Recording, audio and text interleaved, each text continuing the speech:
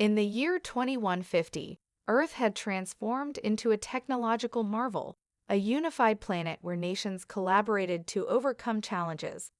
Space exploration had become a priority, with ambitious missions aimed at uncovering the mysteries of the universe.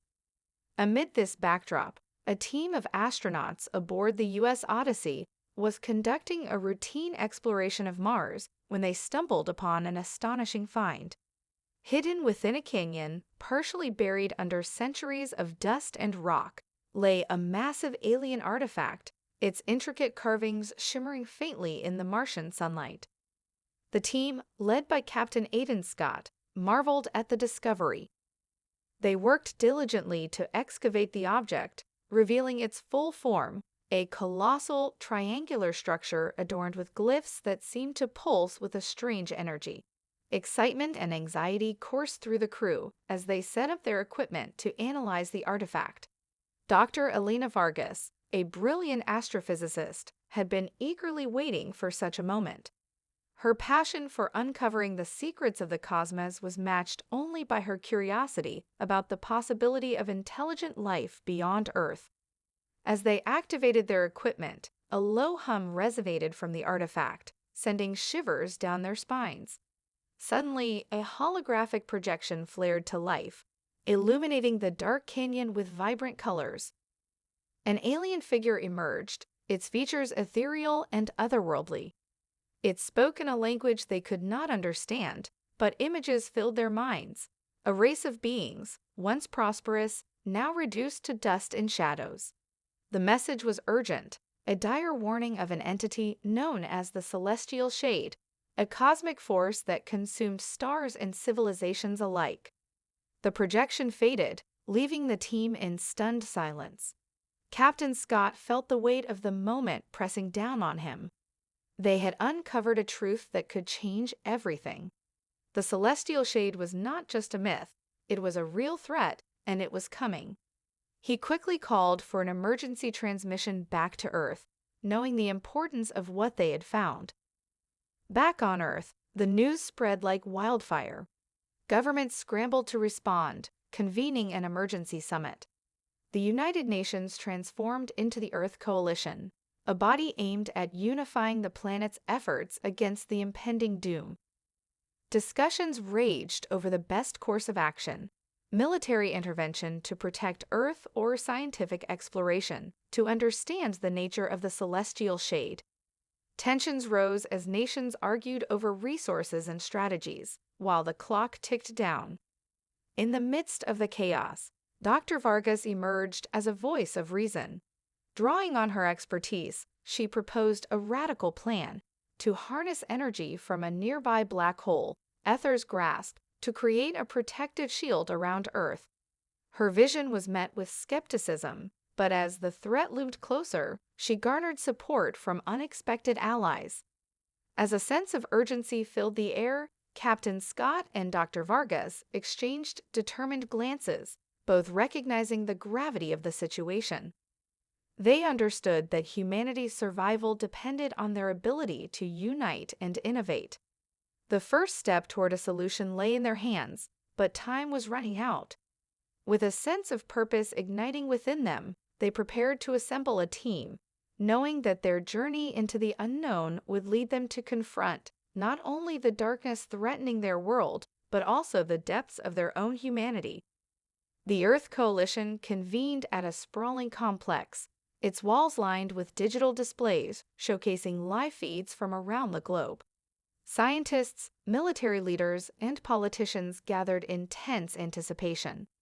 Dr. Elena Vargas presented her audacious plan to harness energy from Ether's grasp, a black hole located in the nearby Cygnus constellation. The proposal was met with skepticism, yet fear of the Celestial Shade forced reluctant consensus. As they prepared for an unprecedented mission, urgency filled the air, the looming threat uniting factions that had once been at odds.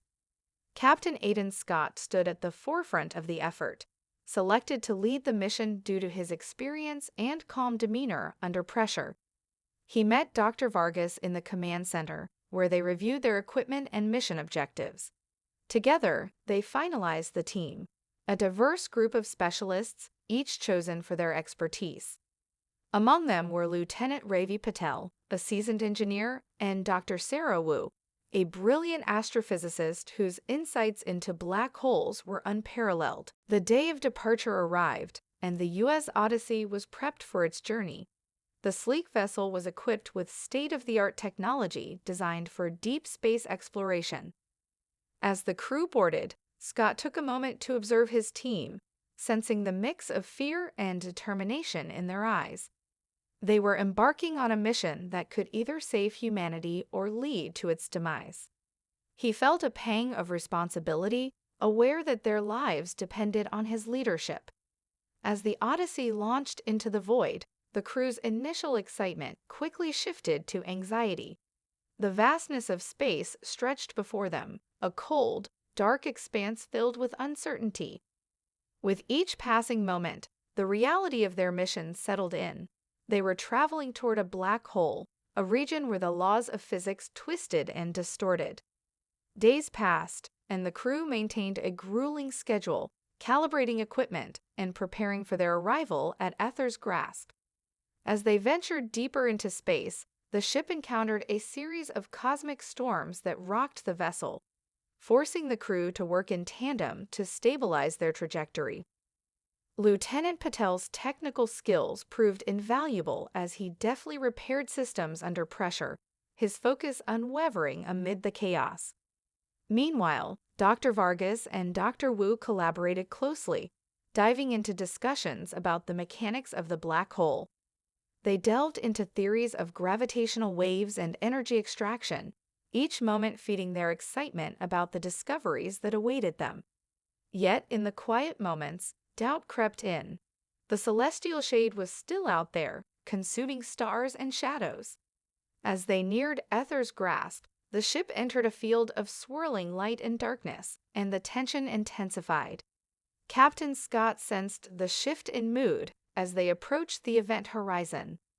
The crew gathered on the observation deck, their eyes fixed on the swirling mass of the black hole, a magnificent yet terrifying sight. Dr. Vargas stood beside Scott, her heart racing with anticipation.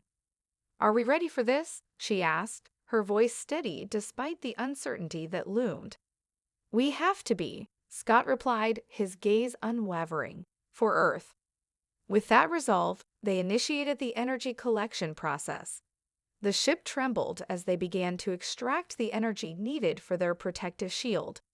Just then, a distant echo reached them, a whisper that seemed to resonate within the ship. A chill swept through the crew, and they exchanged uneasy glances. They were not alone in this abyss, and the ominous shadow of the celestial shade lurked beyond their perception, drawing closer with every heartbeat.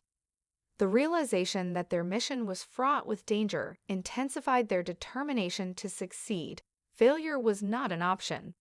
As the U.S. Odyssey hovered on the brink of Ether's grasp, the crew braced for the energy extraction process. The ship hummed with anticipation, and the air buzzed with a mixture of excitement and trepidation. Dr. Vargas stood in the control room, surrounded by monitors displaying the swirling darkness of the black hole. Her heart raced as she initiated the sequence, sending a surge of energy toward the event horizon. They were about to become the first humans to harness power from a black hole, but as the readings began to fluctuate, an unsettling sensation crept over her. A sudden jolt shook the ship, and the lights flickered ominously. Alarms blared, and the crew scrambled to assess the situation. Lieutenant Patel was at his station, rapidly typing commands into the console. "We're losing stability," he shouted over the chaos. "The gravitational waves are unpredictable." Captain Scott rushed to his side, his voice steady amidst the rising panic. "Regain control. We need to stabilize our orbit." As Paddle worked furiously, Dr. Wu turned to Dr. Vargas, her brow furrowed in concern. "This is unlike anything we've encountered before. I can't predict how the black hole's gravity will react to our energy extraction." Just as they began to stabilize, the ship plunged into a deep silence. The chaos dissipated, replaced by an eerie stillness that enveloped them. The crew exchanged confused glances, sensing an unnatural calm. Suddenly, a soft, haunting melody echoed through the ship, reverberating off the metal walls. It was ethereal and beautiful, yet tinged with an undercurrent of despair. "What is that?" Patel asked, looking around, his eyes wide with unease. "It's not coming from our systems," Dr. Vargas replied, her voice barely above a whisper. "It feels alive." The crew members each began to experience strange visions, manifestations of their deepest fears and regrets. Captain Scott was enveloped in a vivid memory of his previous mission, where he had lost his crew in a disastrous encounter with an asteroid field. He saw their faces haunting him, their voices pleading for his help. "You abandoned us," one whispered, while another's eyes brimmed with betrayal. Dr. Vargas, too, was not spared. She was transported back to her childhood, standing in her family's backyard. In her memory, her father encouraged her to chase her dreams. But as the scene morphed, she saw herself failing, her ambitions slipping through her fingers like sand. "You'll never be enough," the voice of doubt echoed. The ship was a tempest of emotions, as each crew member confronted their demons. Lieutenant Patel found himself back in the engineering bay of his childhood home, struggling to fix a broken toy, the pressure of his father's expectations heavy upon him. Dr. Wu faced the ghosts of her past, scientists she admired who had dismissed her theories, leaving her feeling small and insignificant. As the visions intensified, Dr. Vargas fought against the darkness clouding her mind. She reached out to her crew, her voice piercing through the disorienting haze. "We can't let this consume us. It's a manifestation of our fears. We need to focus." Gradually, the crew began to break free from the grip of the hallucinations, recognizing the shadows for what they were. Captain Scott summoned every ounce of strength to confront the memory of his crew, speaking aloud to them. "I couldn't save you then, but I will save others now. We're not alone this time." His words resonated with the others, sparking a collective realization. They were not bound by their pasts. They were a team united in purpose. With renewed resolve, they refocused their efforts, determined to harness the energy from Ether's grasp. As they successfully initiated the energy extraction once again, a wave of warmth enveloped the ship. The shadows receded, but not without leaving a mark. Each crew member emerged more resilient, their bonds strengthened by the trials they had faced together. They knew that the celestial shade was still out there, waiting to strike. But they had proven something crucial. They could confront the darkness within, and together, they would confront the darkness looming on the horizon. With the energy extraction process stabilized, the crew of the U.S. Odyssey felt a sense of accomplishment, but the ominous presence of the celestial shade lingered in their minds. The power drawn from Ether's grasp flowed through the ship's systems, illuminating the control room with a brilliant light. Dr. Vargas meticulously monitored the readings, her heart racing with hope. They had succeeded where others had failed, but they knew their battle was far from over. As the crew settled into a routine, tensions began to bubble beneath the surface. The previous visions had exposed vulnerabilities, and doubts crept in once more. Captain Scott noticed the subtle glances exchanged between certain crew members, an unease that hinted at divisions within their ranks. Among them was Ensign Max Reed, a young engineer whose eagerness had quickly turned into impatience. Scott felt an inexplicable tension with Reed, as if he were harboring a secret agenda. One night, as the ship drifted deeper into the shadows of space, Scott called for a meeting in the common area. "We need to address the elephant in the room," he stated, glancing at each crew member. "We're all feeling the strain, but we have to trust one another. Our lives depend on it." Reed spoke up, his voice laced with a mix of defiance and bitterness. "Trust? You think we can trust everyone here? We're not a family. We're just a group of people thrown together by circumstances. What if one of us is compromised?" Dr. Vargas stepped in, her tone firm yet compassionate. "We need to focus on our mission. The celestial shade is closing in. and we can't afford distractions. But Reed's words had sown doubt among the crew, and they all felt the weight of his accusations. As they returned to their posts, Scott's unease grew.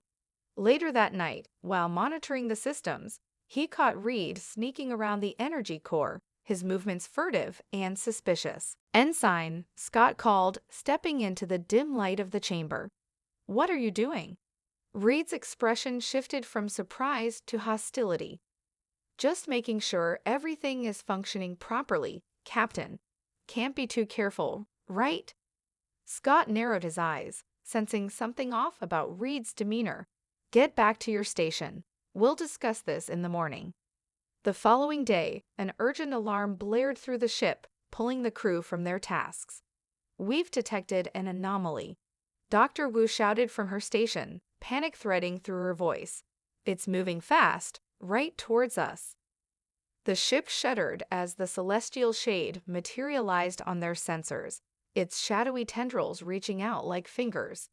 In the chaos, Reed sprang into action. "I can reroute power to the shields, but we need to do it now," he yelled, his voice frantic. As Scott and the crew rushed to respond, Reed's fingers danced across the console, but something felt off. The readings fluctuated wildly. A sickening realization dawned on Scott. "Reed, what are you doing?" Suddenly, alarms blared, and the ship lurched violently. Reed had sabotaged the power rerouting, leaving them vulnerable. "I'm saving us from this doomed mission," he shouted, his eyes wild with desperation. "You can't win against it. Join me." "Stop," Scott shouted, rushing to restrain Reed, but it was too late. The celestial shade struck, wrapping the ship in its inky tendrils, draining power and plunging them into darkness. In that moment, the crew rallied, their training kicking in as they fought to regain control. Dr. Vargas, fueled by adrenaline, activated a backup system she had developed. "I need everyone to focus," she yelled, directing them to the auxiliary controls. As the crew worked feverishly to regain control, Scott confronted Reed, who was struggling against the chaos. "You don't have to do this. We can still save everyone." But Reed's eyes were filled with madness, consumed by fear. In a desperate bid, he lunged toward the energy core, intent on causing a catastrophic overload. Without hesitation, Scott tackled him, the two grappling in a fight against time and fate. With a surge of determination, Scott managed to wrestle Reed away from the controls, but the damage was done. With seconds to spare, Dr. Vargas activated the emergency protocols, channeling the remaining energy into a defensive barrier just as the celestial shade's grasp tightened around them. A brilliant light erupted from the ship, pushing back the darkness momentarily, but not without a cost. In the aftermath, as the crew emerged from the chaos, they were left reeling from the betrayal. Reed was subdued, his eyes hollow and defeated. Captain Scott stood, panting and bruised, but resolute. They had survived the encounter, but their trust had been shattered, and the shadows of doubt still loomed over them. Together, they faced a harrowing truth. The battle against the celestial shade was only just beginning, and sacrifice would be required if they were to stand a chance at salvation. The U.S. Odyssey was battered but still operational, the ship vibrating softly as the crew navigated through the aftermath of Reed's betrayal. Captain Scott stood at the helm, watching the celestial expanse through the viewing port. The celestial shade loomed ominously in the distance, a dark, swirling mass that seemed to pulse with malevolence. They had pushed it back, but it was not defeated. The entity was relentless, and they had only bought themselves a fleeting moment of respite. Dr. Vargas, her mind racing, reviewed the data from the energy extraction and the battle with Reed. "We need to harness the energy from Ather's grasp effectively," she said, her voice steady despite the chaos around them. "If we can channel enough power, we can create a feedback loop that might weaken the celestial shade." Dr. Wu chimed in, her eyes shining with determination. "We need to modify the weapon we discovered in the artifact. If we can integrate its technology with the black hole's energy, we could create a burst of light strong enough to drive it away, at least temporarily. As the crew began to implement their plans, Scott assigned tasks, directing Patel and Wu to work on the modifications, while he and Vargas coordinated the energy flow from Aether's grasp. The atmosphere in the control room was electric, the team united in their purpose. Each member understood the stakes. This wasn't just about survival, but about protecting their home. With each passing moment, the darkness of the celestial shade crept closer, its tendrils snaking through space toward the Odyssey. Alarms blared, filling the air with a sense of urgency. "We have to move now," Scott urged, the tension palpable. "Prepare for the final push." They worked feverishly, and as the modifications neared completion, Reed sat in a corner, shackled but quietly observing. The crew had ignored him since the incident, but he was still a part of their collective past, a constant reminder of their vulnerability. Scott occasionally glanced at him, torn between anger and pity. Finally, Dr. Wu announced, "The modifications are complete. We're ready to channel the energy." Dr. Vargas nodded, her eyes bright with conviction. "We have to time this perfectly. When the celestial shade is at its peak proximity, we release the burst of energy." The crew took their positions, adrenaline surging through their veins. They could see the celestial shade's dark mass swirling ominously outside, its shadow consuming the stars around it. "Now," Scott shouted, activating the controls. The ship trembled as they redirected the energy from the black hole through the modified weapon, the atmosphere crackling with power. A blinding light began to build, illuminating the control room, and the crew shielded their eyes. As the celestial shade approached, a pulse of darkness surged forward, threatening to engulf them. In that instant, Scott yelled, "Release it." A magnificent beam of light erupted from the Odyssey, cutting through the inky darkness. It collided with the celestial shade, creating a shockwave that rippled through space. For a moment, the darkness faltered, recoiling against the brilliance. The crew cheered, but the fight was far from over. The entity screamed in fury, its tendrils thrashing violently. The ship shuddered under the strain, and Scott felt the vessel teetering on the edge of collapse. "Hold steady," he commanded, but the energy levels were dropping rapidly. They needed another burst. Just then, Reed from his corner raised his voice. "You're wasting energy. I know how to enhance the feedback loop. Let me help." The crew exchanged glances, a mix of skepticism and hope flickering in their eyes. They had seen the depths of Reed's betrayal, but desperation pushed them to consider his offer. Scott hesitated but nodded. "Fine, but if you try anything—" "I won't," Reed interrupted, sincerity piercing through his earlier madness. "I want to help." With Reed's guidance, they recalibrated the energy output, focusing the light into a concentrated beam. The celestial shade surged forward again, but the crew remained resolute. As they launched the enhanced blast, the darkness shuddered, momentarily halting its advance. The ship trembled violently, the power of the blast threatening to tear the Odyssey apart. "We can do this," Dr. Vargas shouted, her voice filled with conviction. "Together." In a final act of unity, the crew harnessed their combined strength, pushing the beam with every ounce of energy they had left. The light surged, breaking through the darkness, illuminating the void with a radiance that outshone the stars. For a fleeting moment, it seemed as if the darkness would be banished, but the celestial shade roared, fighting against the light. The ship lurched dangerously, alarms blaring as systems began to fail. In that critical moment, Scott made a decision. "We'll use the ship's core. We have to overload it to amplify the blast." With a grim determination, he and Vargas initiated this self-destruct sequence. It's the only way to ensure it's vanquished. As they initiated the countdown, the crew felt a mix of dread and hope. They were ready to make the ultimate sacrifice for the future of humanity. 5, 4, 3, the countdown echoed through the ship. They held hands, a united front against the darkness. 2, 1, now. The ship erupted with a blinding explosion of light and energy, consuming the celestial shade in a radiant fury. For a moment, it felt like time stood still as the darkness dissipated, leaving only the brilliance of their sacrifice. In the aftermath, silence reigned in the void. The crew of the Odyssey had faced their fears and made their stand, illuminating the darkness for humanity. As they drifted into the unknown, the stars twinkled above, a reminder of their bravery, their bonds forged in the fires of sacrifice, and the enduring light of hope that would guide the way forward.